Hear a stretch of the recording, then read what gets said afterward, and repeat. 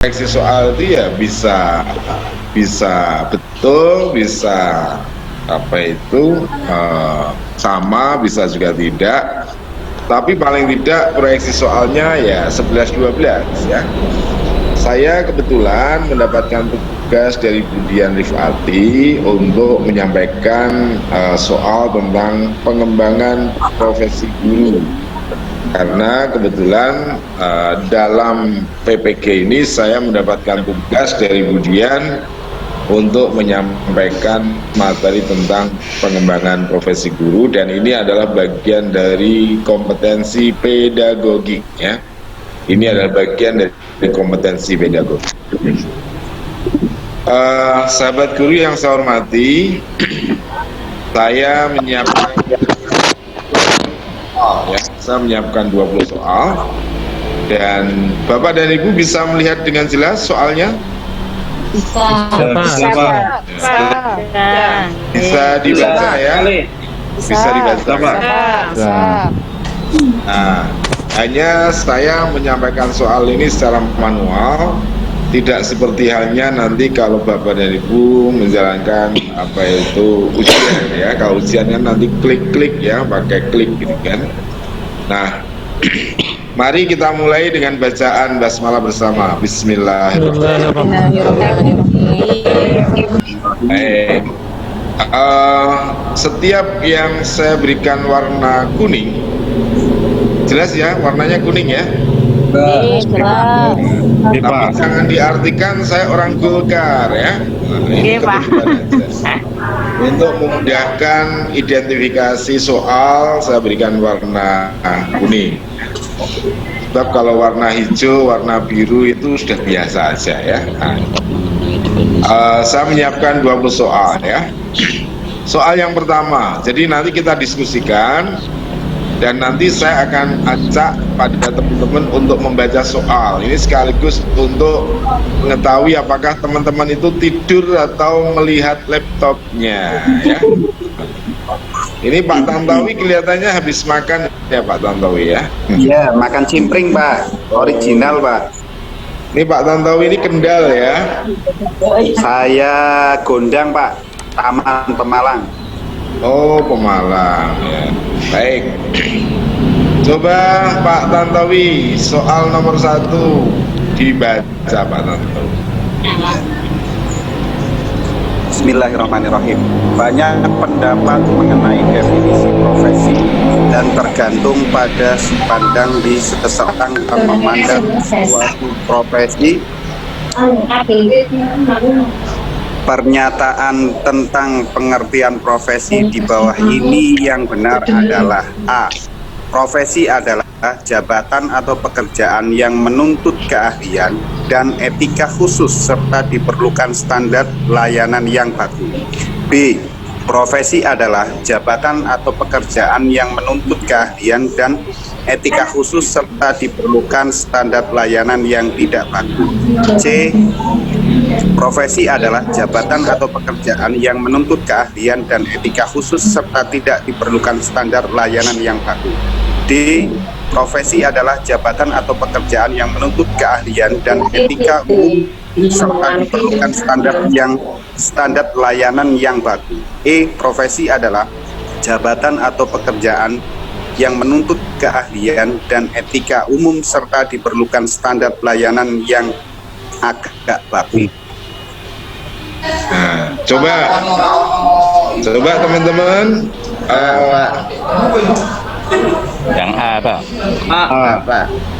Jawabannya apa? Jawabannya apa? Menurut keahlian dan etika khusus dan diperlukan standar layanan yang baku. ya, kata kuncinya adalah etika khusus dan baku ya. Jadi kata kuncinya adalah ada keahlian, ada etika khusus, dan ada standar layanan yang bagus, sehingga jawabannya adalah A ya.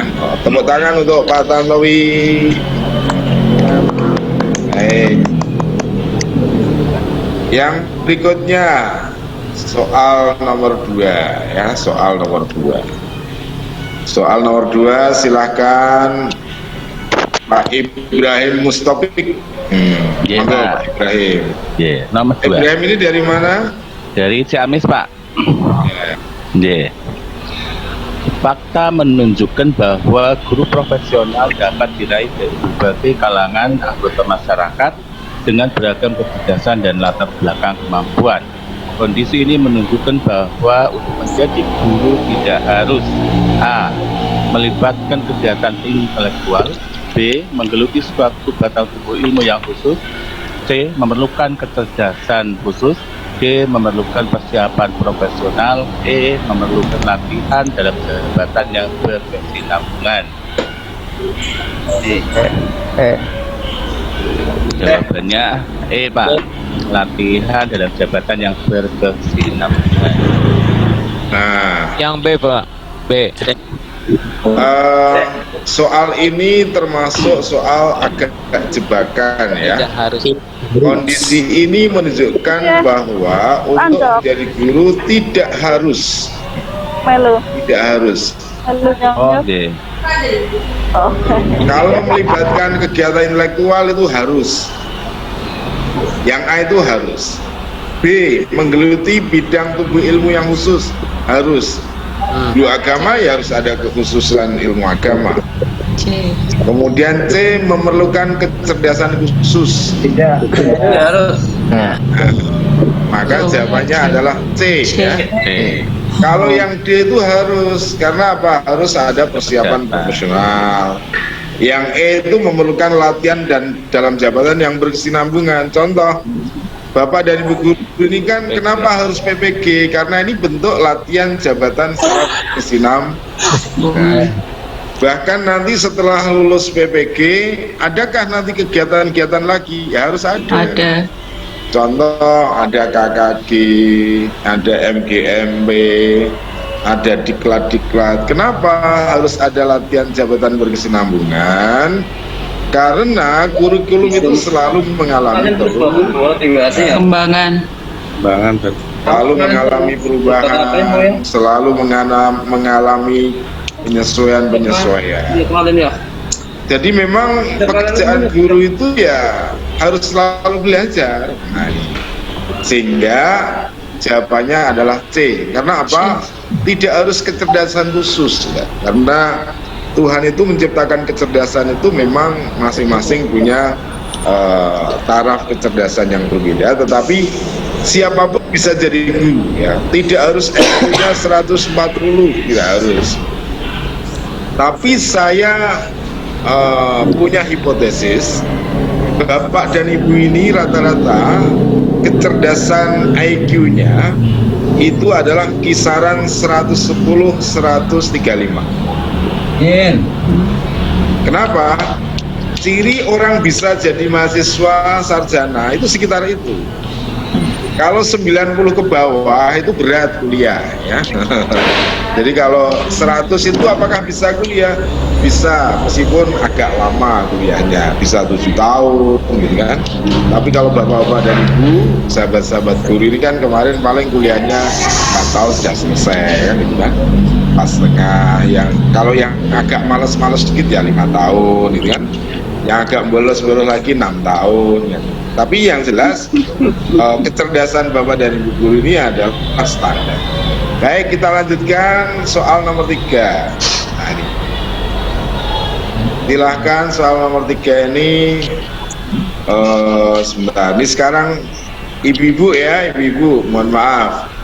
Ini saya secara acak aja, Bu Ulfah El Badria. Silahkan Bu Ulfah.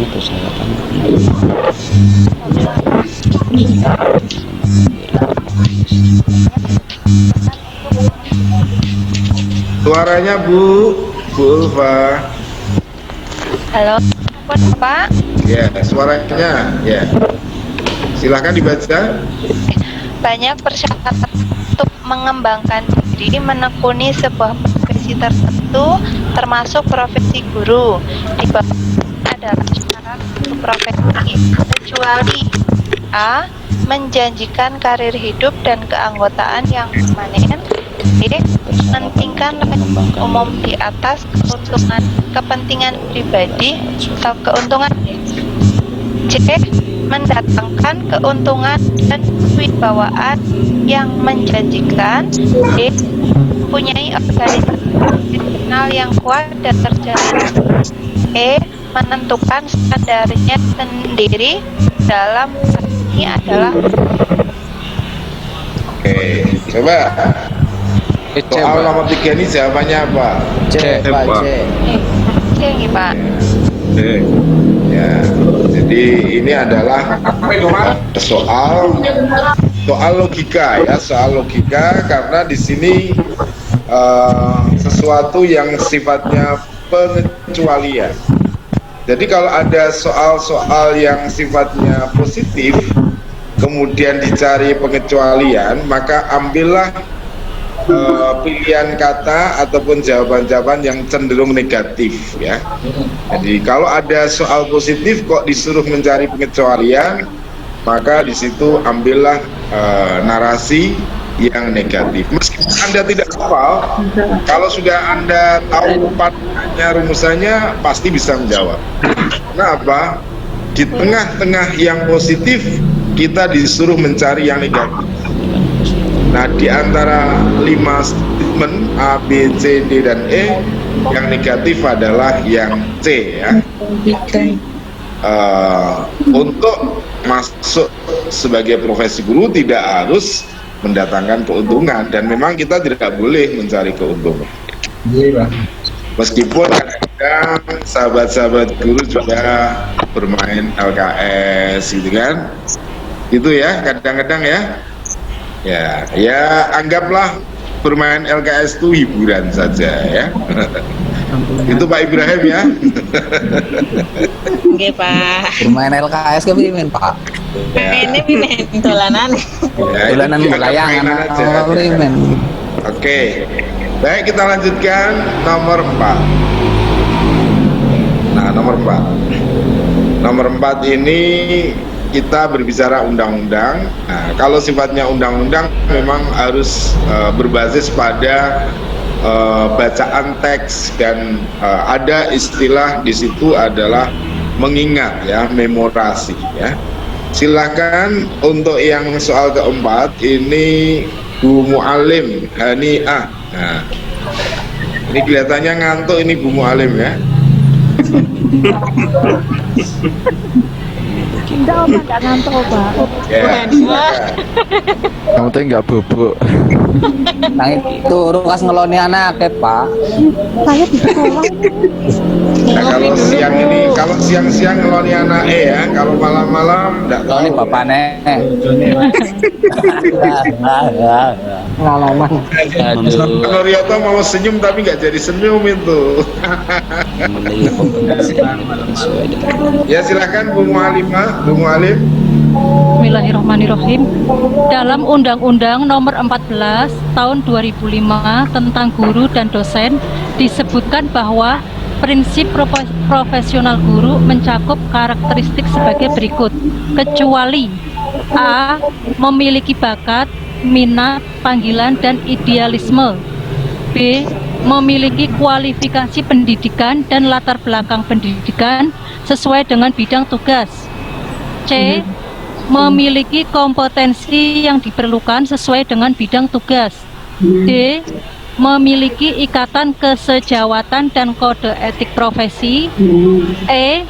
Memperoleh penghasilan yang tinggi sesuai dengan lama masa pengabdian. Jelas itu beda. Ya, baik, bagus ya, bagus. Jadi untuk yang A, B, C, D itu memang sudah menjadi karakteristik profesi seorang guru ya. Jadi ada ikatan kesejawatan. Maka kalau ada guru, mohon maaf, yang dimaksud dengan ikatan kesejawatan itu adalah menjaga nama baik guru. Kalau ada guru punya masalah dengan masyarakat dan masyarakat katakanlah memviralkan, maka sesama guru perlu ikut membantu untuk menjawabnya ya. Meskipun kalau di dalam mungkin tidak membela, tapi kalau keluar ya harus ikut membela. Tentu membela secara proporsional ya. Misalnya ada guru memberikan hukuman pada murid kemudian diviralkan, maka tugas kita sebagai guru adalah ikut memberi pencerahan kepada masyarakat.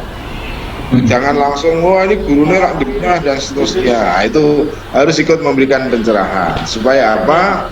Supaya masyarakat juga mendapatkan proporsi jawaban yang imbang ya. Jangan sampai kita sesama guru ya saling menyalahkan. Nah, itu namanya ikatan kesejawatan. Nah, ini biasanya yang membuat status sosial media menyalahkan guru itu kadang-kadang ibu-ibu guru itu kadang-kadang. Biasa, Pak. Yang di sini enggak, Pak. Enggak pernah. Sehingga kadang-kadang bikin sosial media itu yang aneh-aneh. Kalau ada guru yang sedang bermasalah dengan orang tua murid itu diviralkan, begitu ya. Jadi kalau ada yang begitu-begitu ya perlu dibantu. Meskipun itu mungkin ada hal yang tidak beres, tapi perlu ikut meluruskan. Mungkin gurunya memberikan hukuman itu pas tanggal tua kan gitu ya. Kode. Kenapa? Saya Sahirun. Ya. Kemudian yang A, B, C, D ya, bakat. Memang guru ini harus ada unsur bakat juga. Ada bakat, ada minat, ada panggilan jiwa, ada idealisme ya. Apa idealismenya? Idealismenya adalah mencerdaskan anak-anak bangsa. Kita ini mengantarkan murid-murid kita sebagai calon-calon pemimpin. Dan kalau murid-murid kita ini sudah tertanam sebagai tokoh-tokoh masyarakat, sebagai orang-orang hebat, itu ada kepuasan luar biasa ya. Kemudian jelas harus yang C itu memiliki kompetensi. Kompetensi itu ini prosesnya dari mana? Dari proses pendidikan, mulai pendidikan dasar, menengah, pendidikan tinggi, bahkan pendidikan yang berkelanjutan. Baik, kita lanjutkan nomor 5 ya. Nah, nomor 5 silahkan Bapak Musyafa. Silakan Pak Musyafa. Ya Pak, untuk meningkatkan profesionalitas guru dapat dikembangkan dengan mendinamiskan 3 pilar utama karakter, yaitu excellent, passion, dan ethical. Berikut ini termasuk kategori passion kecuali A. Passion for knowledge, B. Passion for business, C. Passion for public, D. Passion for service, E. Passion for people. B. Ya B. B. B. Bisnis. B. Mana Pak Musyafa? A, B, C, D, E. B Pak. Ya, betul ya. Jadi di sini yang tidak termasuk pada passion itu adalah passion yang B, passion for business. Passion itu kan bagaimana kita bekerja secara ikhlas dan menjiwai ya. Jadi penjiwaan sebagai seorang guru ya, harus ada penjiwaan. Maka harus ada penjiwaan apa? Passion for knowledge, penjiwaan secara ilmu pengetahuan ya. Maka guru itu kan sering dijadikan tempat bertanya. Kenapa? Di dalam diri guru ada passion for knowledge. Kemudian harus ada passion for public. Maka jangan kaget, dalam urusan-urusan publik, urusan masyarakat, guru itu selalu laku. Ketua RT, ketua RW, takmir masjid, kemudian PPS, urusan-urusan apapun. Kan begitu kan? Iya, Pak. Jadi profesi yang paling laku di masyarakat dalam bahasa marketing itu paling laku ya untuk kebutuhan masyarakat. Bahkan untuk urusan orang hajatan pun MC-nya guru, kemudian penerima tamunya juga guru, panitianya juga guru. Bahkan untuk urusan mantenan juga guru, urusan kitanan guru, Urusan meninggal, Pak. Kalau meninggal. Ya urusan ya, kematian. kematian. Makanya passion for public. Jadi kalau ada guru kok tidak memiliki public sosial yang bagus, nah itu kecelakaan itu ya. Kemudian yang D itu harus juga passion for service. Artinya apa?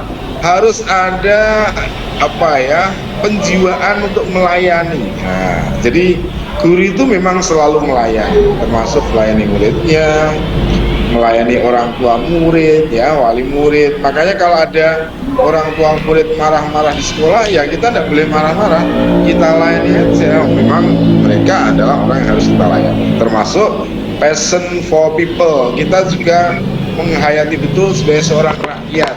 Makanya guru itu pantas dimanapun. Guru itu duduk di depan ya pantas, duduk di samping juga pantas, di belakang juga pantas. Nah, sehingga apa? Guru itu memang laksana pelangi. Karena apa? Karena guru itu bisa memberikan keindahan, memberikan warna dalam masyarakat. Dan kalau dalam rapat-rapat di desa, di kampung, guru itu ikut menentukan, ya. Bahkan kadang-kadang lurah itu selalu bertanya-nya kadang-kadang dengan guru, ya. Bertanya dengan guru, Pak Guru ini gimana ini pembangunan selokannya, caranya bagaimana. Bahkan kadang-kadang bagaimana ini misalnya menata irigasi, kemudian menata RT RW dan seterusnya. Baik, jadi jawabannya adalah B. Sehingga kita ini tidak harus memiliki passion bisnis, ya, tidak harus. Tetapi perlu saya ingatkan, berbeda kalau sebagai kepala sekolah. Karena apa? Kepala sekolah itu kan guru yang punya tugas tambahan. Justru kalau kepala sekolah itu harus ada kompetensi entrepreneurship. Itu kalau kepala sekolah. Kenapa? Karena kepala sekolah ini juga harus memiliki mindset bagaimana memajukan sekolahan supaya sekolah ini maju, maka harus ada jiwa entrepreneurship. Ada bagaimana cara berpikir dunia bisnis supaya apa? Sekolah itu bisa lari dengan cepat dan maju menyesuaikan dengan perkembangan zaman. Oke, terima kasih untuk semuanya, wabil khusus Pak Musyafa yang sudah membacakan dan menjawab soal. Selanjutnya adalah soal nomor 6. Nah ini soal nomor 6 ini silahkan Pak Ade Anwar. Silahkan Pak Ade Anwar. Ya, Pak. Pada tahun 1988, organisasi dunia di bawah naungan PBB, UNESCO dan ILO merekomendasikan status guru sebagai berikut. A. Status guru sebagai tenaga profesional yang harus mewujudkan kinerjanya di atas landasan etika profesional serta mendapatkan perlindungan profesional. B.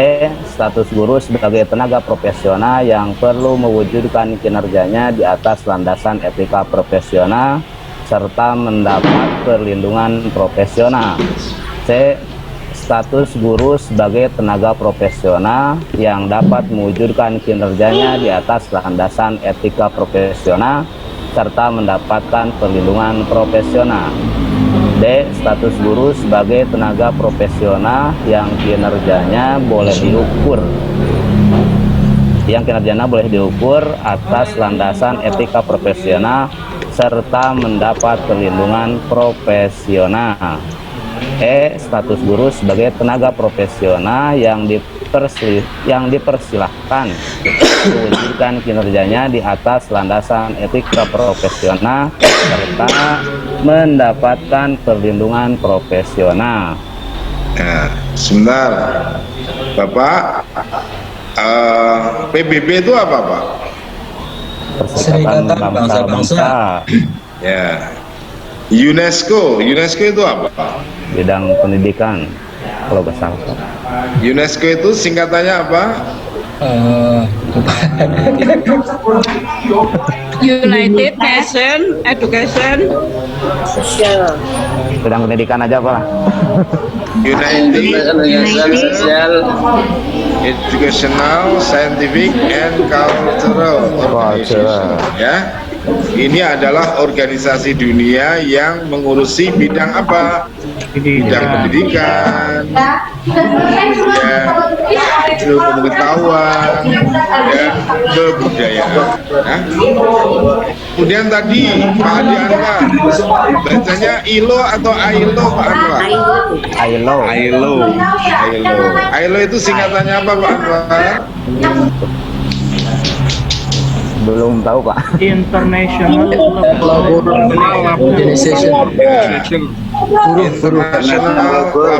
Organization. Ini adalah organisasi yang mengurusi tentang guru, Pak. guru ya, tentang guru. Nah, jadi di tahun 1988 ada kesepakatan antara UNESCO dan ILO yang merekomendasikan status guru sebagai berikut. Nah, tadi jawabannya apa? A, B, C, D, E? A. Ya, jawabannya adalah A. Yang membedakan dengan jawaban B, C, D, dan E ini adalah permainan kata-kata. Harus mewujudkan. Harus mewujudkan. Kalau yang B perlu, yang C dapat, yang D boleh diukur, yang E adalah dipersilahkan. Jadi tugas kita memang harus ya. Kenapa? Karena kita sudah diberikan tugas. Harus ini adalah bagian dari kewajiban ya. Ada hak, ada kewajiban ya. Oleh karena itu jawabannya adalah A. Oke, kita lanjut nomor 7 ya. Silakan Pak Imam Musyaddad yang sedang ngemil ya. Ngemil atau makan itu Pak Musyaddad? Ngemil Pak. Maaf. Ngemil ya. Silakan, enggak apa-apa, enggak apa-apa. Di depan saya ini juga ada minuman sama ya. Nomor 7. Dalam bekerja, guru terikat oleh kode etik. Pelanggaran terhadap kode etik dapat berpengaruh terhadap kredibilitas, eksistensi, dan keberlangsungan seseorang dalam menjalankan tugas profesinya.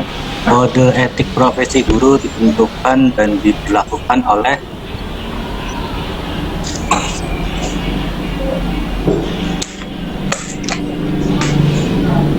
organisasi, asosiasi. Jawabannya Pak. Jawabannya apa? Dalam perkembangan. Jadi kalau kita berbicara kode etik itu yang nyusun bukan pemerintah, bukan kementerian, bukan Menpan. Kode etik itu disusun oleh organisasi. Jadi kode etik guru ya dari guru, oleh guru, untuk guru. Maka setiap organisasi profesi pasti punya kode etik. Contoh misalnya Ikatan Wartawan, itu ada kode etik wartawan. Yang nyusun siapa? Ya wartawan. Kalau kode etik guru yang nyusun ya guru. Pemerintah tidak boleh ikut campur. Pemerintah itu nanti dalam konteks memfasilitasi ya, memberikan bantuan, memberikan layanan. Oke, berarti jawabannya adalah E. Kemudian kita lanjut nomor 8 Pak Syaiful Arif. Silakan Pak Syaiful.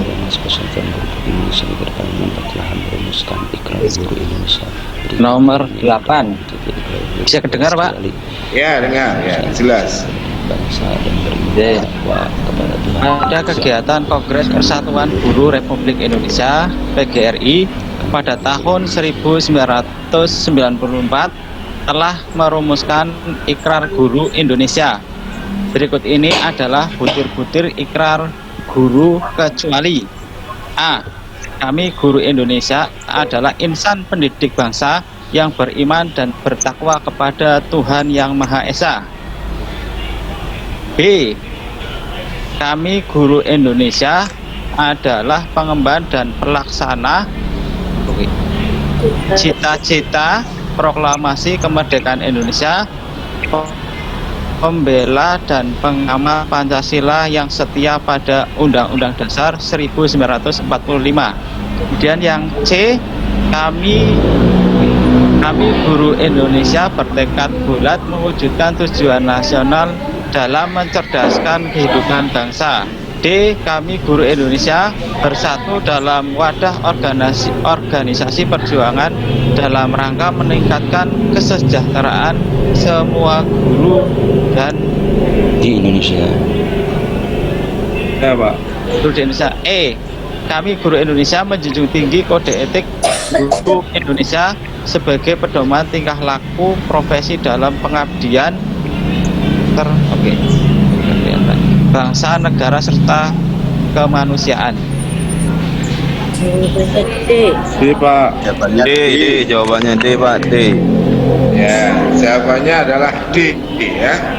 Jadi kalau ada urusan-urusan yang orientasinya sejahtera, itu dipastikan bukan obsesi guru ya. Nah, bukan obsesi guru. Kalau A, B, C, kemudian E, ini adalah obsesi. Oke, terima kasih. Selanjutnya soal nomor 9. Soal nomor 9, silakan Bu Taufiqah Puji Rahayu.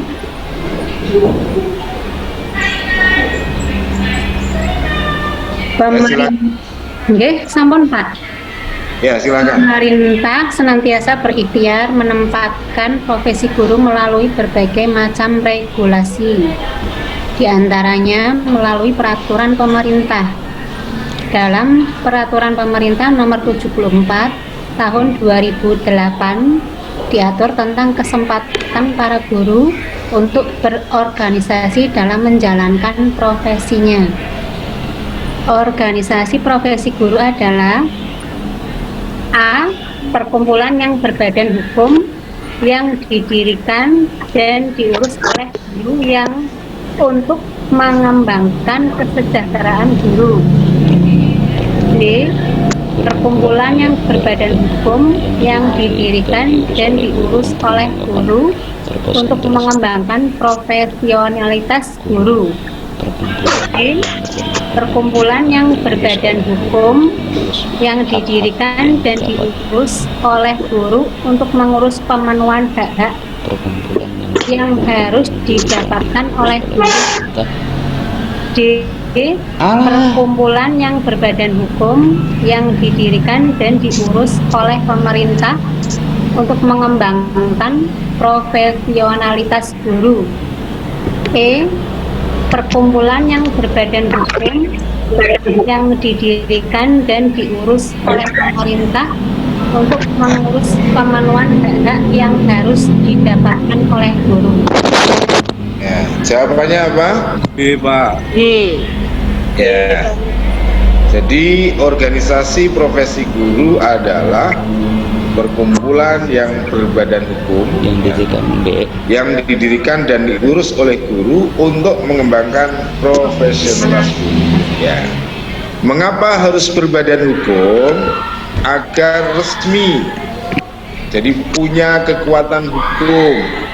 Maka kalau punya kekuatan hukum, maka organisasi ini memiliki regulasi yang kuat. Sehingga kalau ada pihak-pihak yang menggugat, maka gugatan-gugatan kepada guru juga harus lewat jalur hukum. Yang kata kunci yang kedua adalah didirikan dan diurus oleh guru. Jadi kalau guru punya organisasi, ya yang ngurus ya guru, yang mendirikan juga guru. Nah, tujuannya apa? Mengembangkan profesionalitas guru. Ini tujuan utamanya ya. Tujuan utamanya adalah untuk mengembangkan profesionalitas. Jadi dalam konteks organisasi, kalau peraturan pemerintahnya memang dari pemerintah, tetapi kalau organisasinya pemerintah tidak boleh campur tangan. Ya. Pemerintah tugasnya hanya memberikan regulasi saja, sehingga pendiriannya, pengurusannya ya tentu dari, oleh, dan untuk. Baik, terima kasih. Kemudian soal yang ke-10, Mas Muhammad Fahrul Razi. Ya. Ini kebetulan di kelas ini Fahru Razi itu banyak ya.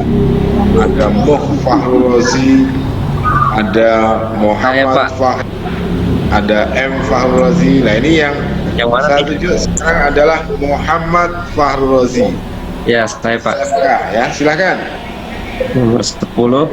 Setiap organisasi memiliki kewenangan yang diatur.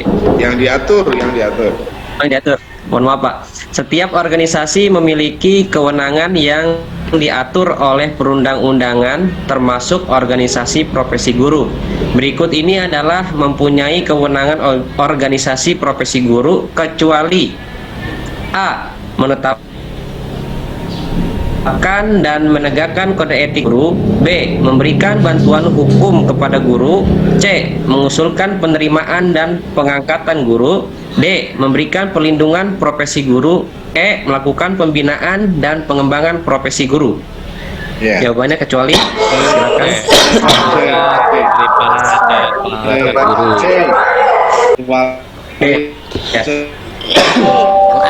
Kecuali memberikan bantuan hukum, mengusulkan penerimaan, memberikan perlindungan, jadi yang tidak termasuk pembinaan dan pengembangan tangan organisasi guru adalah C. Jadi misalnya PGRI, Pergulmu itu tidak boleh mengusulkan katan dan penerimaan guru, misalnya rekomendasinya kriteria itu boleh. Tapi kalau pengangkatan guru ya oleh kementerian atau kementerian mendelegasikan kepada pemerintah kabupaten kota atau pemerintah provinsi ya, sehingga kalau ada pengangkatan dan penerimaan guru ya itu oleh pemerintah, kalau itu ASN, P3K atau PNS. Nah kalau swasta juga bukan oleh PGRI, kalau swasta adalah oleh yayasan kan. Sehingga kalau ada pengurus PGRI, mohon maaf, kalau ada pengurus PGRI kok datang ke kampung-kampung menjanjikan orang jadi guru, nah itu berarti pengurus itu sudah melampaui kewenangannya, dan kalau ada begitu itu bisa disebut sebagai oknum ya. Dan di kampung-kampung itu banyak orang yang tertipu. Halo, di kampung yang tertipu Pak? Masih setia Pak. Mana? Selalu setia Pak. Ya, banyak yang tertipu di kampung itu. Kosok sarjana kok ditipu 100 juta, 150 juta untuk dijanjikan sebagai guru PNS. Itu biasanya adalah oknum ya. Jadi kadang-kadang memang yang jadi pengurus itu juga kadang-kadang agak gaya itu di masyarakat. Halo. Halo. Di forum ini ada yang jadi pengurus PGRI nggak? Ada nggak ini? Nggak ada Pak. Ya, kadang-kadang itu ya tadi melampaui kewenangannya di lapangan. Itu pasti diduga biasanya ujung-ujungnya adalah UUD ya, UUD. Ujung-ujungnya cari uang. Ada itu kasus di beberapa tempat, ada seorang guru yang lagaknya seperti itu akhirnya dipecat jadi guru karena apa? Kasusnya banyak. Itu sampai menipu orang di Pantura bagian barat sampai miliaran. Kenapa sampai miliaran? Karena korbannya banyak. Satu orang bisa 100 juta, 110 juta, dan 80 juta. Hari gini kok masih seperti itu. Kalau ada sarjana kok ketipu itu kasihan sekali itu. Itu dipertanyakan kesarjanaannya itu. Yang jelas bukan siswa UIN Kalongan Pak. Gimana? Halo? Yang jelas bukan mahasiswa UIN Kalongan. Halo. Oh iya, kalau ada mahasiswa atau lulusan UIN Pekalongan atau PPG UIN Pekalongan kena seperti itu berarti nggak sesuai dengan muridnya Gus Dur gitu. Baik, selanjutnya nomor 11. Silakan Mas Pandu. Ini Mas Pandu ini pakai topi atau peci atau apa itu Mas?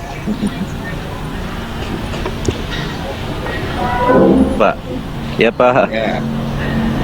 Oh ya. Ini Mas Pandu rumahnya di mana, Mas Pandu? Apanya Pak? Mas Pandu rumahnya di mana? Oh, rumahnya di Banten Pak, Kabupaten Lebak. Oh ya, ya. Mangga, silakan. Tapi Siap, kalau Pak. Banten masih bahasanya masih Jawa ya kesehariannya. Sunda Pak saya. Oh Sunda. Ya.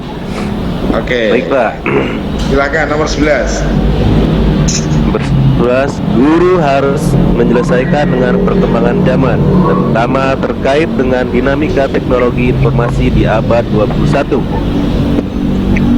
Beberapa keterampilan yang penting yang harus dimiliki oleh guru abad 21 dan sangat relevan menjadi orientasi pembelajaran di Indonesia sebagai berikut, kecuali A. Berpikir kritis dan penyelesaian masalah atau critical thinking and problem solving. B. Pemahaman lintas budaya atau cross cultural understanding. C. Komunikasi, literasi informasi dan media atau media literasi information and communication skill. D. Komputer dan literasi teknologi informasi dan komunikasi atau computing and ICT literacy. E. Memiliki sarana transportasi untuk kepentingan mobilitas. Jawabannya E Pak. Jelas ya. Bagus. Kita lanjutkan soal nomor 12. Silakan Mas Abdurrahim.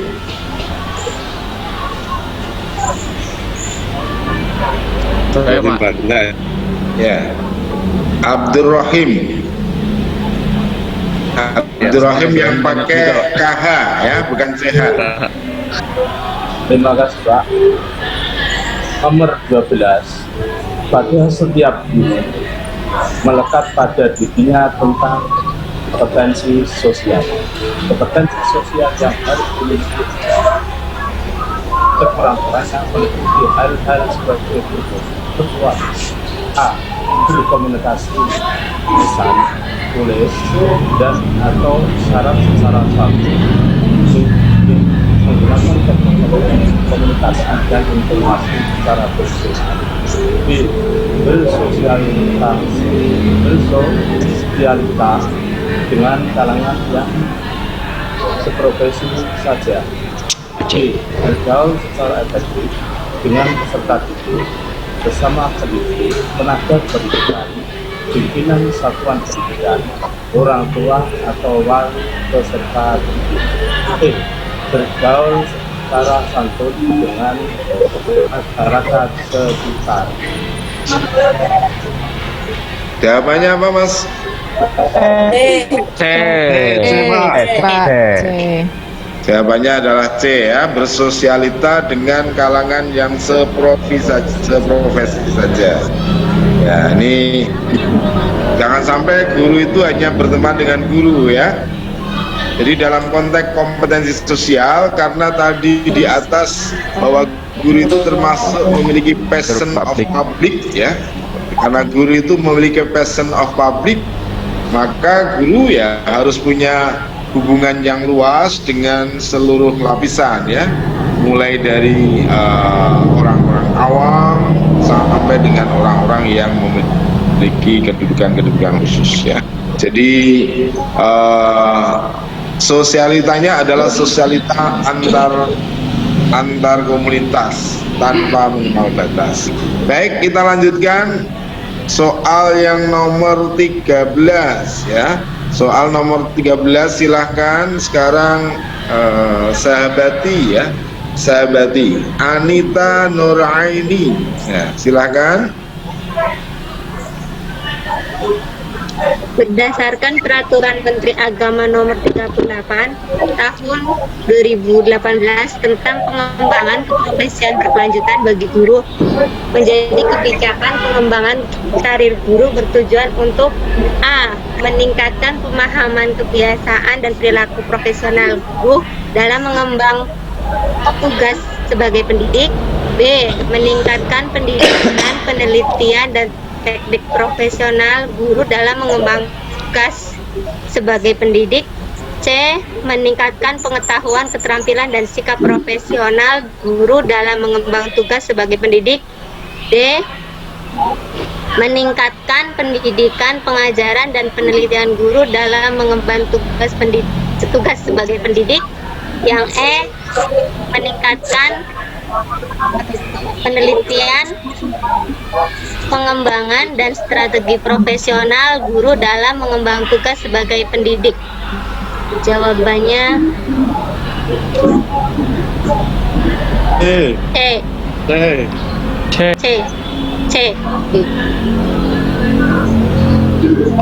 Kita mengenal ya, di dunia guru itu yang paling populer adalah ada istilah kognitif, afektif, dan psikomotorik ya.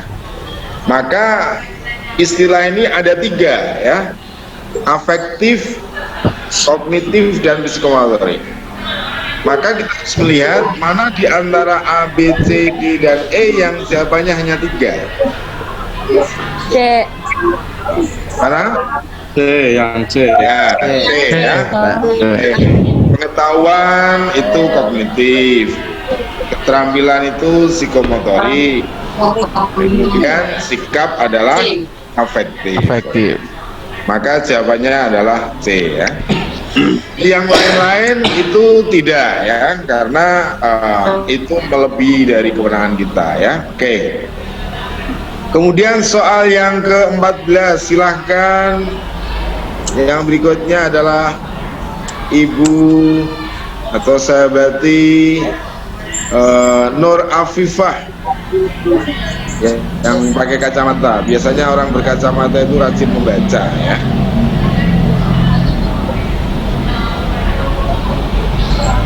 Silakan Bu, mic-nya di-on-kan Bu. Ya.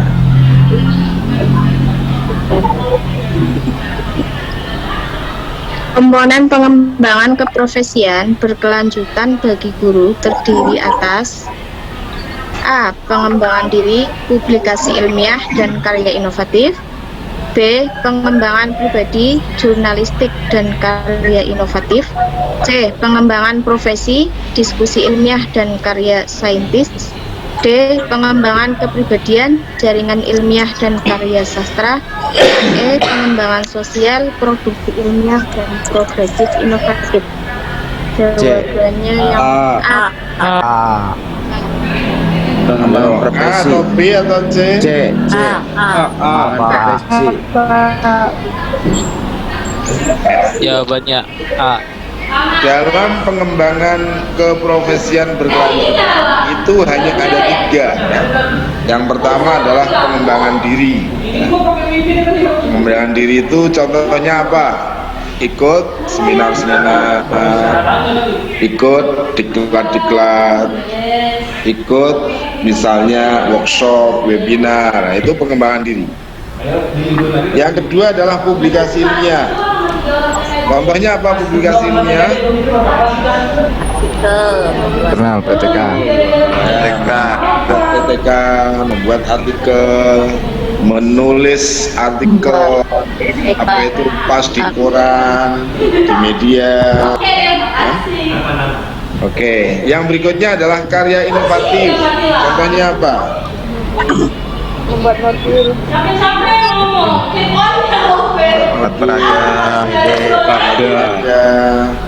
Membuat temuan-temuan teknologi terkini, misalnya guru membuat teknologi mengidentifikasi apa itu karya-karya murid ya, karya-karya murid dengan pendekatan tertentu. Nah, itu misalnya ya. Bagaimana kemampuan guru mengidentifikasi murid yang tidurnya kurang dari standar. Itu kalau menemukan teknologinya itu bagus. Nah, misalnya menyusun instrumen-instrumen mendeteksi murid-murid yang rajin dan tidak. Nah, kalau menemukan instrumennya itu bagus, itu termasuk inovasi ya. Dan kita ini kan kadang-kadang dibuat apa itu dikecoh oleh murid-murid kita di kelas. murid kita di kelas itu kan kadang-kadang sok mendengarkan tapi ternyata nggak mendengarkan, sok duduk tapi kadang-kadang nggak perhatian ya. Jadi kadang murid kita itu kelihatannya lengkap 40 di kelas ya, 40 anak itu lengkap di kelas, tapi sejatinya yang belajar dengan kita itu nggak 40.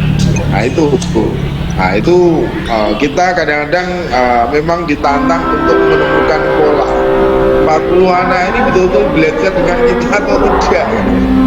Nah itu bisa dilakukan riset ya, bisa dilakukan riset, kemudian nanti kalau sudah ditemukan bisa disebut sebagai karya ya. Oke. Jadi jawabannya adalah A ya. Ada 3, pengembangan diri, publikasi, dan karya inovatif. Nah, memang dari 3 ini yang paling populer ya pengembangan diri. Kalau publikasi ilmiah ini masih belum maksimal ya. Karya inovatif ini juga belum maksimal. Makanya teman-teman guru, sahabat-sahabat guru, kenapa selalu dituntut untuk mengikuti kegiatan-kegiatan yang sifatnya adalah penguatan diri, pengembangan diri, ini juga dalam rangka nanti terobsesi untuk melakukan yang lain-lain. Nah, memang yang nomor 2 dan nomor 3 itu publikasi ilmiah dan karya inovatif itu faktornya banyak. Ada faktor kondisi satuan pendidikan, ada faktor kondisi SDM, ada faktor kemauan ya, kemauan yang kadang-kadang mungkin kurang maksimal. Dan juga kadang-kadang ada faktor yang lain ya, masalah-masalah internal dan eksternal guru itu sendiri. Karena memang di sini dibutuhkan yang namanya. Baik, kemudian soal yang ke-15 ya. Silahkan Pak Imam Mujahidin.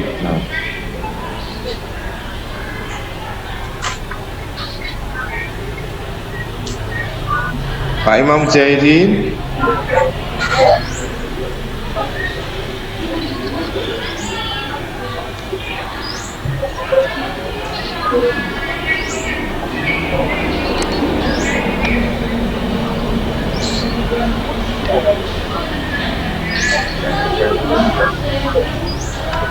Imam Mujahidin Ya ada kayak Pak. Oh itu ada tulisannya Imam Mujahidin atau pinjem itu? Tidur paling Pak. Hah? Seperti nggak mendengarkan oleh Pak. Oke. Ciri-ciri yang tadi pada saya sampaikan 40 siswa belum tentu semua bersama. Oke, silahkan Rahmawati. Nah ini. Kalau Rahmawati ini kelihatannya wajah serius sini kan. Betul Pak, betul. Ya.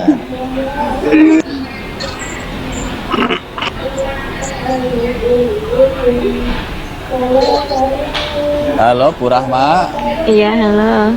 Monggo dilanjut. Iya, suaranya jelas. Jelas. Ya, silakan. Iya. Jelas sekali. Mantap Bu Rahma. Mantap. Ya, terima kasih. Kegiatan guru agama secara kolektif dan terstruktur seperti KKG, MGMP, MGBK merupakan salah satu bentuk pengembangan keprofesian berkelanjutan dalam bidang A. Publikasi ilmiah, B.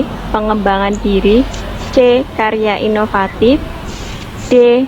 Progresif inovatif, E. Pengembangan sosial. Ya. Apa Mbak jawabannya? Jawabannya B. Pengembangan diri Pak. Ya, jawabannya adalah B. Karena apa? Ini kegiatan yang sering dilakukan sahabat-sahabat guru ya. Bahkan mungkin rutin ya, seminggu sekali atau 2 minggu sekali. Kalau di SMK biasanya rata-rata sebulan sekali atau 2 minggu sekali? 1 bulan sekali Pak. Bulan Pak. 1 bulan, tapi juga belum. Ya, tapi kadang-kadang izinnya KKG atau MGBK tapi ke pasar gitu ya. MGP. Boten Di luar Pak, di luar jam sekolah Pak. Iya. Pamus topik. Jadi kalau KKG itu seringnya dipelesetkan kolo-kolo guyonan. Ganja. Oh kan gitu kan. Karena ngadepi murid yang musingkan kan gitu kan. Nah, apalagi mohon maaf di sekolah-sekolah swasta itu kadang-kadang muridnya memusingkan gitu. Karena saya juga pernah mengalami guru swasta, jadi paham. Apalagi saya juga pernah ngajar di guru STM waktu itu, waktu saya masih muda ya, waktu masih bujangan. Baik, STM di Semarang ya, STM di Semarang. Jadi saya ini lengkap pernah mengajar semua jenjang ya. Yang belum pernah itu saya mengajar PAUD atau TK ya. Pesantren Pak. Nah, kalau pesantren sudah, ngajar di madrasah apalagi, ngajar di SMP sudah pernah, ngajar di SMK juga pernah. Jadi lengkap lah kalau untuk urusan mengajar ya. Jadi saya jadi guru sudah lama sekali. Baik, kita lanjutkan. Jadi soal berikutnya nomor 16. Silahkan Ibu Rizky Nurlaila. Ya, kelihatannya habis makan ini Bu Rizky ya.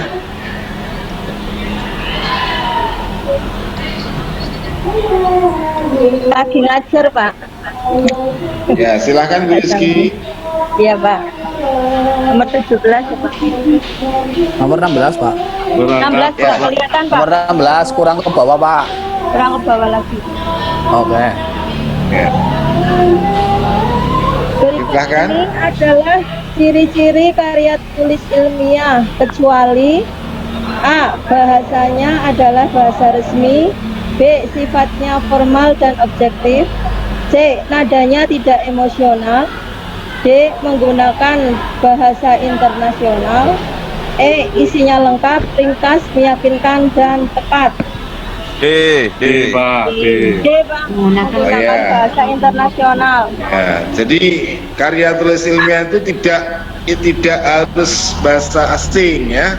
Nah, karya ilmiah itu tidak harus ke Arab-Araban, tidak harus ke Barat-Baratan, tidak harus ke Timur-Timuran. Nah, jadi karya ilmiah itu ya ada standar kebahasaan, dan bahasa itu ada yang namanya bahasa Indonesia yang disempurnakan atau yang baku ya. Oke, jadi jawabannya adalah D. Oke, kemudian yang nomor 17, silahkan Iin Nasiro.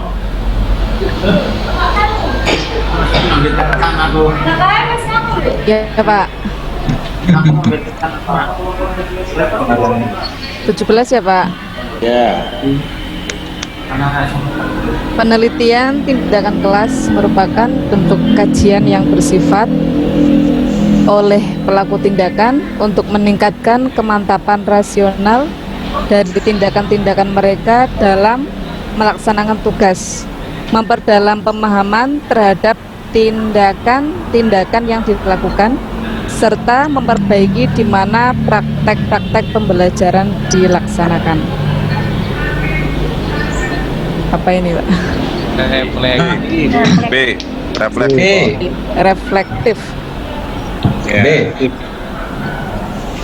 Jadi namanya aja kan PTK, penelitian tindakan kelas. Tindakan kelas itu memang direncanakan ya, karena ada RPP-nya. Tapi dalam pelaksanaannya ada banyak faktor, sehingga di situ muncullah refleks tertentu di kelas. Maka di situ sebenarnya adalah reflektif ya. Coba kalau Anda mengajar, ada CCTV-nya, itu nanti kadang-kadang Anda akan menemukan hal-hal yang unik ya. Karena apa? Itu berangkat dari refleksi Anda yang spontan ya. Jadi refleksi itu selalu spontan. Makanya kalau Anda bikin video pembelajaran, mohon maaf, itu sudah by design, itu nggak reflektif itu.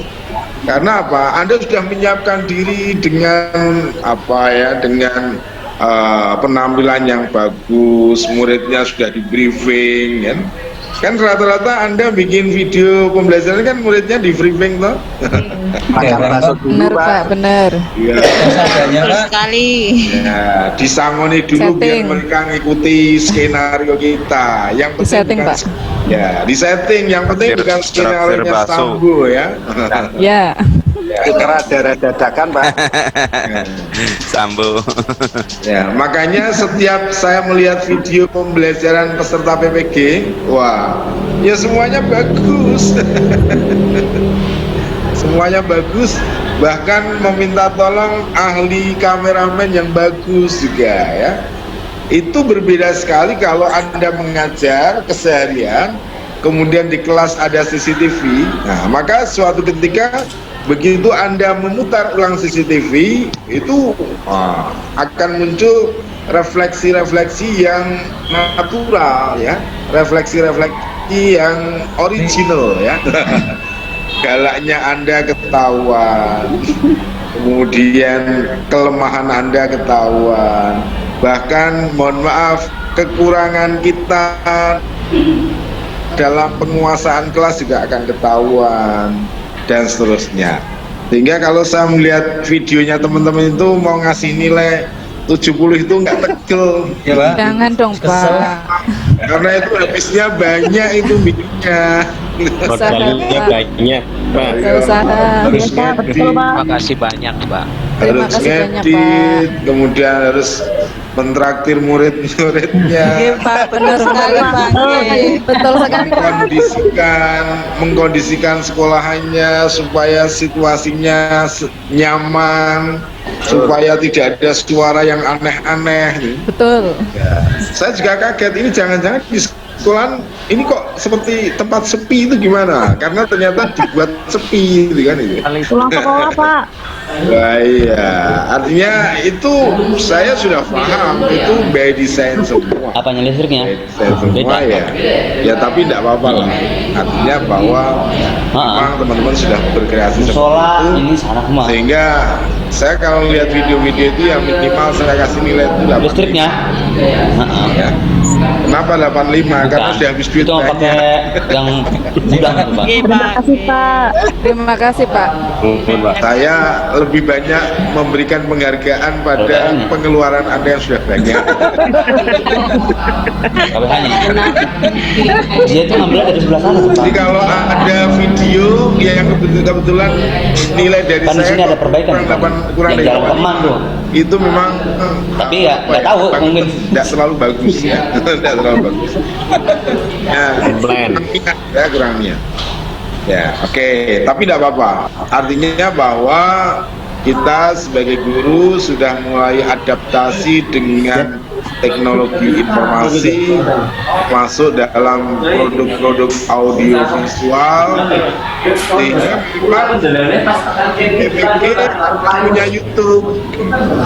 Halo teman-teman guru. Ya, Pak. Halo, Pak. Belum PPG, sebelum PPG punya YouTube enggak? Tidak punya, Tidak ada videonya, Pak. Jangankan punya YouTube, buka YouTube juga kadang-kadang jarang kan.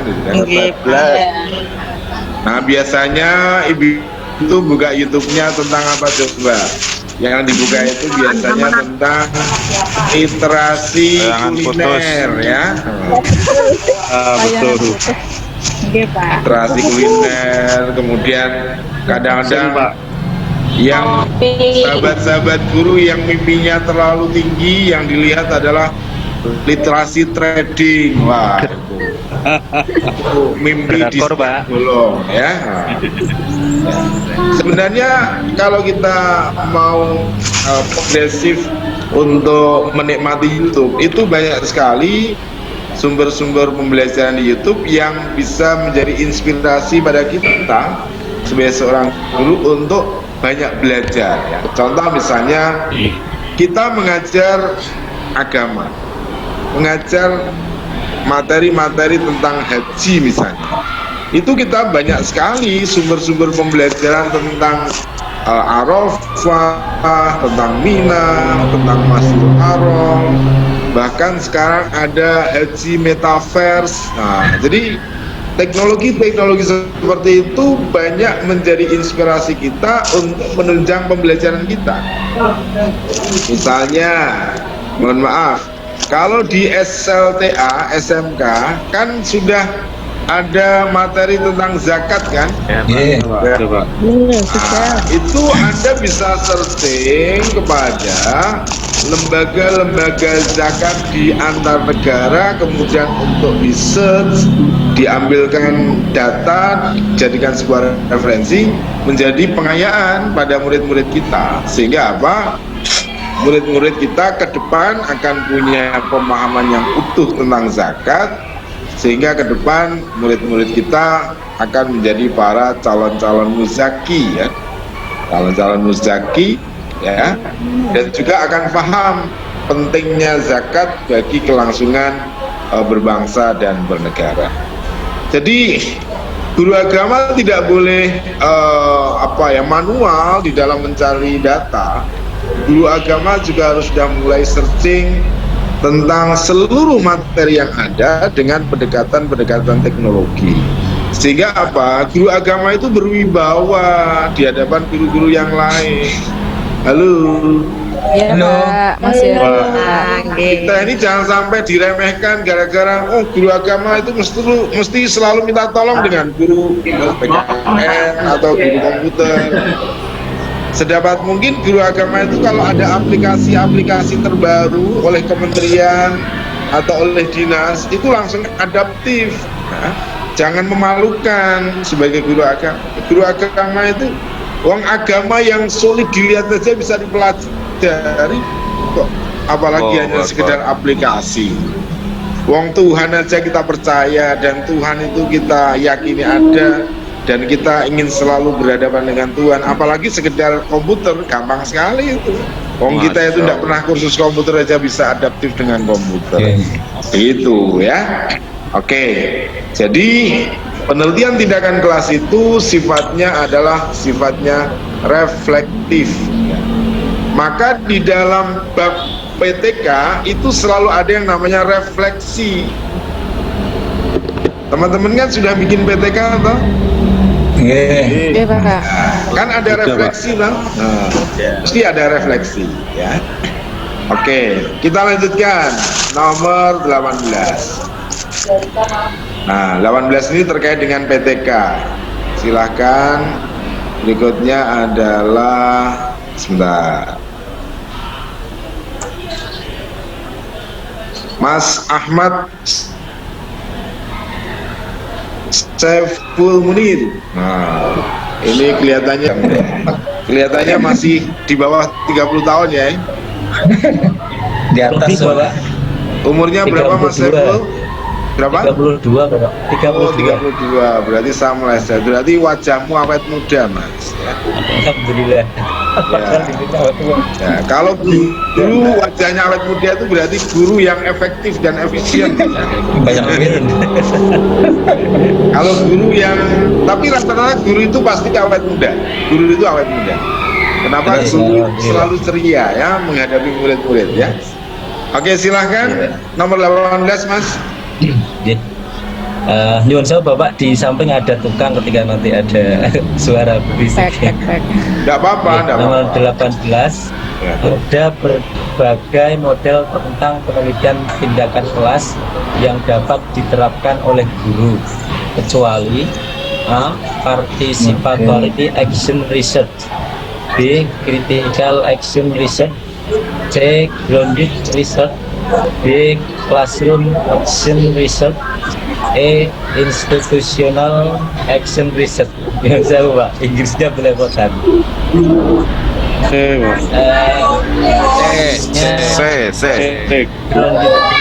Grounded research.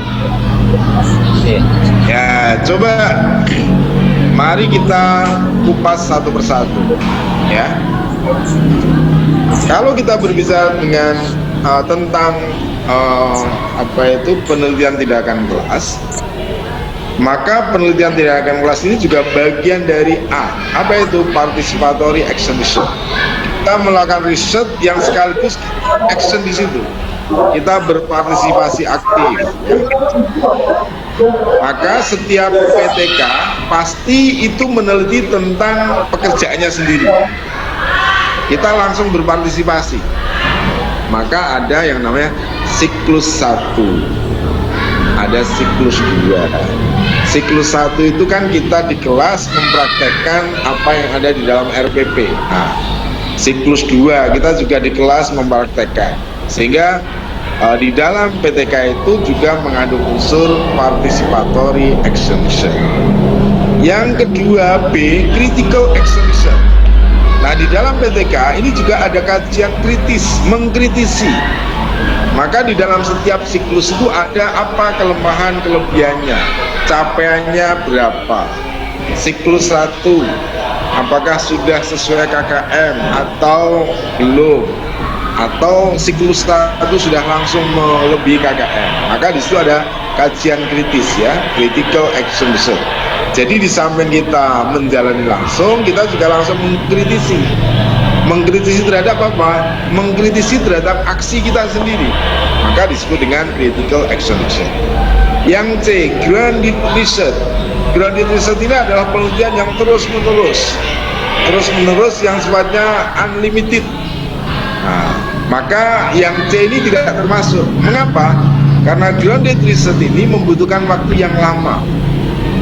Grounded research itu riset yang natural, melibatkan banyak orang, itu grounded research.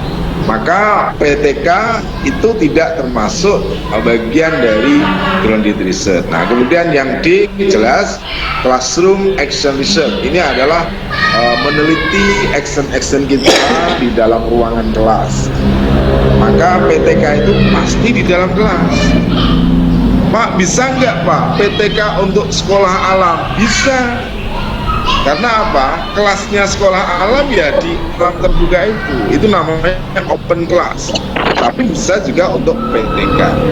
Tetapi tidak mungkin yang nama kelas alam itu kemudian alamnya terlalu bebas. Ya, pasti hutannya juga dibatasi, lingkungannya juga dibatasi. Tidak mungkin ada sekolah alam yang hutannya misalnya 5 hektar kemudian dibiarkan begitu saja, itu tidak mungkin. Sekolah alam juga yang punya 1 hektar juga agak sedikit ya. Biasanya ya paling maksimal setengah hektar lah untuk sekolah alam. Nah, kemudian E, institutional action research.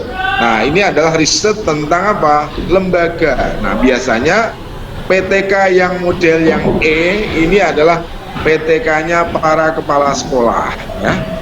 Kenapa? Karena kepala sekolah itu kalau melakukan riset PTK itu adalah pada aspek manajemen kelembagaan. Sehingga PTK-nya kepala sekolah kalau meneliti tentang kelembagaannya ya boleh-boleh saja. Karena apa? Karena kepala sekolah adalah guru yang mendapatkan tugas tambahan sebagai leader, sebagai kepala sekolah. Jadi kepala sekolah itu tugas tambahan ya, bukan jabatan struktural ya. Oke, selanjutnya yang ke-19, ini tinggal 2. Pak Sukma Wijaya, silahkan.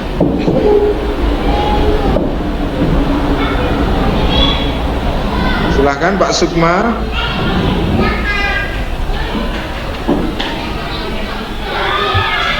Halo Pak Sukma Wijaya. Maaf Pak, pakai HP ini.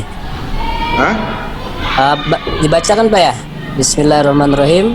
Ya. Secara garis besar, dapat 4 tahapan yang lazim dilakukan dalam penelitian tindakan kelas, yaitu A. Perencanaan atau planning, pengamatan atau observing, pelaksanaan atau acting, dan refleksi atau reflecting. B. Perencanaan atau planning, refleksi atau reflecting, pelaksanaan, acting, dan pengamatan atau observing. C. Perencanaan atau planning, pelaksanaan atau acting, pengamatan atau observing, dan refleksi atau reflecting. D. Perencanaan atau planning, pengamatan atau observing, refleksi atau reflecting, dan pelaksanaan atau acting. Kemudian E. Pengamatan atau observing, refleksi atau reflecting, perencanaan atau planning, dan pelaksanaan atau acting. Apa? Gimana? A, jawaban A. C.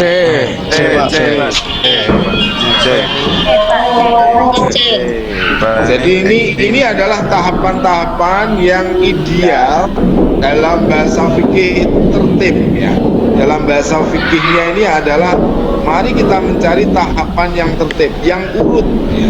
Ibarat wudhu itu ya urut, ibarat sholat juga urut. Nah, kalau berbicara tentang tahapan yang harus urut, maka pasti dimulai dari perencanaan.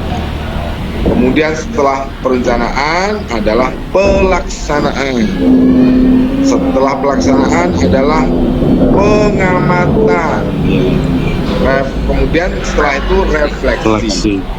Maka tadi di atas ada pertanyaan tentang PTK adalah bersifat reflektif ya. Nah, di dalam refleksi itu kan ada beberapa temuan-temuan yang sifatnya nanti rekomendasi. Jadi secara tertib urut-urutannya adalah perencanaan, kemudian pelaksanaan, kemudian observasi dan juga refleksi.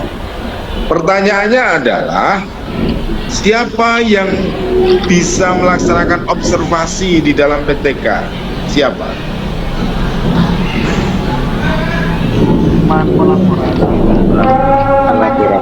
Ya. Untuk mendapatkan hasil observasi atau pengamatan yang imbang, yang natural, maka kita bisa membutuhkan teman kolaboratif atau mitra sejawat ya. Maka mitra sejawat kita dalam penelitian PTK siapa? PAI lain Pak. Yang guru. Kalau tidak ada mitra guru PAI di sekolah tersebut, kita bisa minta tolong teman sejawat guru mapel yang serumpun. Yang serumpun itu contohnya apa? PKN. Nah, itu serumpun. Atau guru-guru tentang misalnya bahasa. Kalau tidak ada yang serumpun Pak, ya teman guru yang ada di sekolah tersebut. Karena kita tidak perlu mengundang guru jauh-jauh.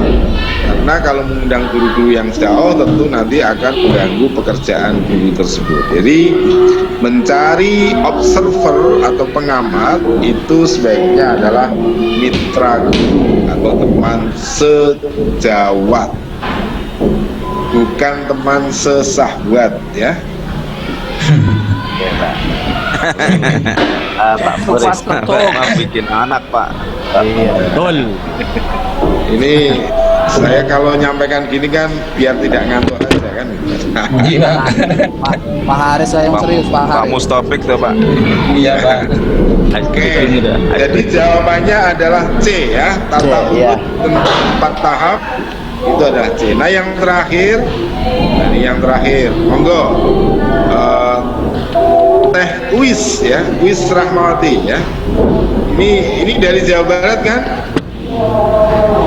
Ya silakan Teh Uis.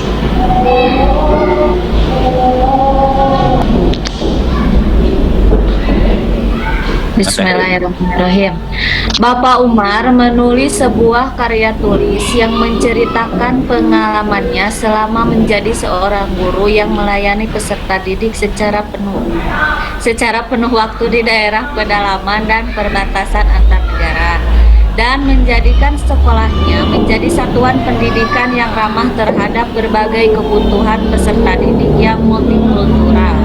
Apa yang diprakarsai oleh Pak Umar termasuk bagian dari A. Penelitian tindakan kelas, B. Sinopsis, C. Best practice, D. Karya ilmiah, E. Karya inovatif. C Pak, C best practice. Apa jawabannya? C best practice. Best practice. Jadi jawabannya adalah best practice ya. Jadi kalau kita ini sekedar contoh saja, kebetulan saya pernah ketemu dengan salah seorang guru namanya Pak Umar ya. Saya belum lama ini sekitar 2 minggu yang lalu saya lewat ke daerah Entikong. Anda tahu Entikong? Kalimantan Pak. Entikong itu di mana? Perbatasan dengan Malaysia. Ya, Entikong itu adalah salah satu wilayah Indonesia yang perbatasan dengan Malaysia.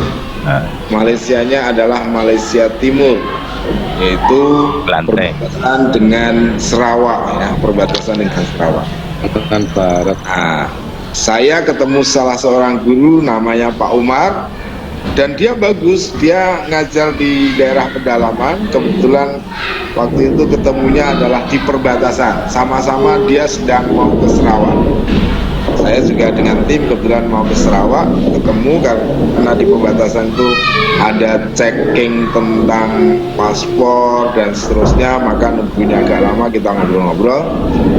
Dia menyampaikan pengalaman tentang mengajar di daerah pedalaman. Pedalamannya itu suku Dayak. Jadi di sana itu dominan suku Dayak. Itu dia menyampaikan ngajar itu berangkat ba'da subuh, ya, ba'da subuh, pulangnya sampai rumah itu isya. Ini luar biasa. Dia cerita seperti itu, dia juga sedang menulis buku tentang itu.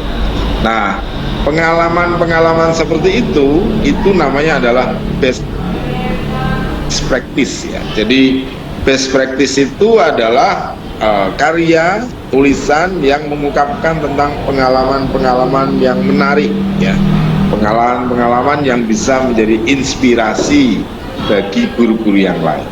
Jadi kalau Anda ngajarnya masih di Banten, di Jawa, mohon maaf, itu masih nyaman, ya, masih nyaman. Tapi kalau ngajar sudah di daerah pedalaman seperti itu, oh, itu pahalanya luar biasa. Itu betul-betul pengabdian yang tiada henti, itu namanya full service, ya, pengabdian luar biasa. Dia tidak bisa menggunakan apa itu, ya, harus yang jelek.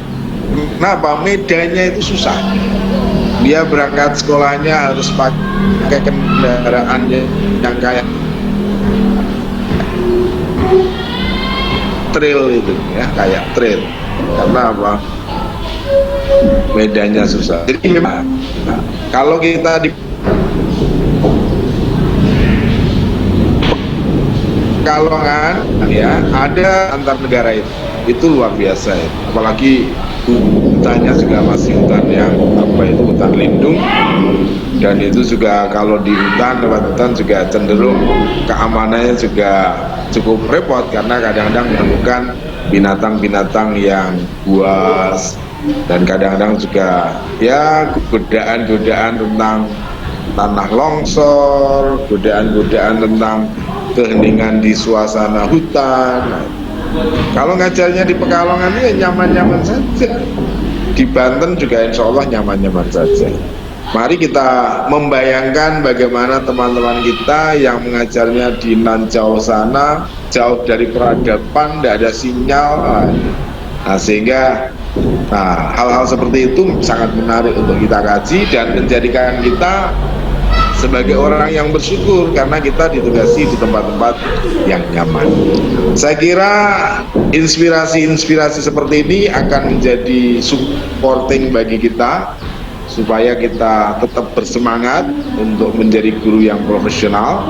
Dan oleh karena itu saya berharap ikutilah seluruh tahapan PPG ini dengan gembira, ya. Jangan tertekan. Halo. Hai. Sudah, Pak. Jangan tertekan. Karena apa? Anda ini PPG-nya bayar atau gratis ini? Gratis. Gratis, Pak. Karena PPG-nya gratis, ya, harus dinikmati dengan senikmat-nikmatnya. Baik, saya kira demikian. Mohon maaf barangkali ada kekurangannya. Yang jelas tidak ada manusia yang sempurna. Tugas saya hanya menemani teman-teman semuanya, dan apabila di dalam menemani ini ada kekurangannya, saya mohon maaf yang sebesar-besarnya. Demikian, terima kasih, masih semangat, ya. Semangat, Pak. Semangat.